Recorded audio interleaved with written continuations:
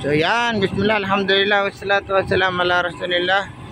So ito yung kaganapan sa umagang ito dito sa atin sa Matnog. At dahil nga meron na tayong Salam Police Advocacy Group assistance list po doon na sila po ay tumutulong sa mga kapatid nating Muslim na mga pasahero, may light car at kung ano pa ang kanilang nais itulong sa kanila na kaya ng ating opisina ay ano lang po kayo doon, makiugnayan lang po sa ating Salam Police Advocacy Group at inshallah ay matutugunan po ang inyong pangailangan dito po sa kapag kayo nandito nandito sa aming lugar sa Matnog, Sorsogon.